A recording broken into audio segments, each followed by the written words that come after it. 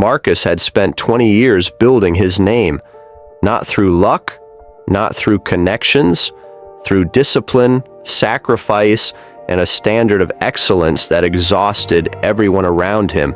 He rose through the ranks of his company the way few people do, steadily, quietly, earning every step. By the time he was 50, he was respected by his peers, trusted by his team, and considered one of the most reliable men in his industry. And then, in the span of 3 months, it unraveled. A business decision he believed in completely was publicly blamed for a major loss.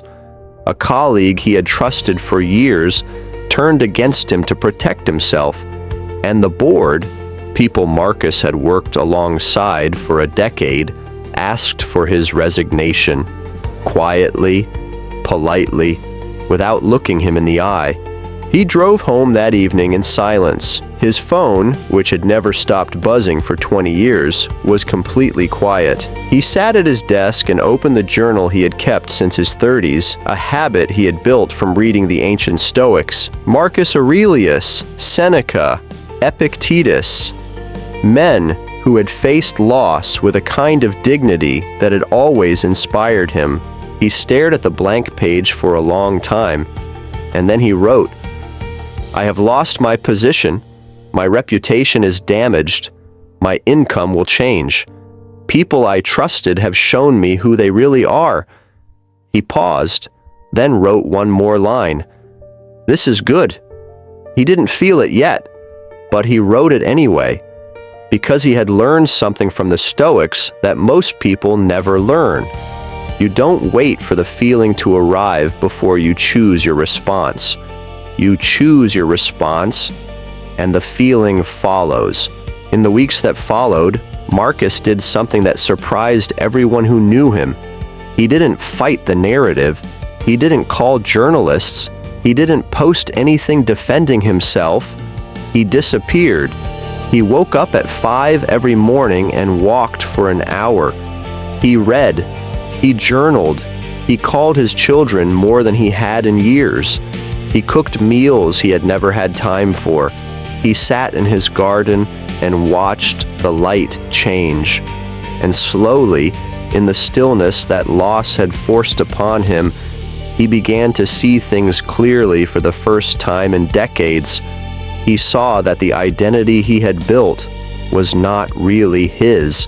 It belonged to the job title, to the approval of the board, to the respect of an industry that had discarded him the moment he became inconvenient. He saw that the relationships that had disappeared were never really there, and he saw something that shook him to his core. He had been so busy building his reputation, he had almost completely neglected his character. 2 years later, Marcus was doing work he had never imagined for himself, smaller in scale, quieter in profile, but entirely his own. He had started mentoring young professionals, sharing not his successes, but his failures, not his strategies, but his hard-won wisdom.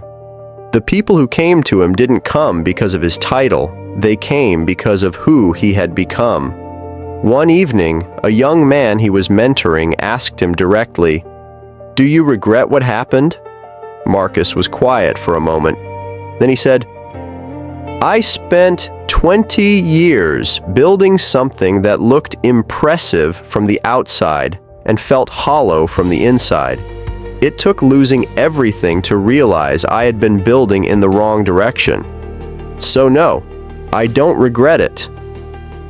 The collapse was the kindest thing that ever happened to me." The Stoics believed that we do not control what happens to us, we only control how we respond, and they believed something else, something that is difficult to hear when you are in the middle of losing everything, that the obstacle is not in the way, the obstacle is the way.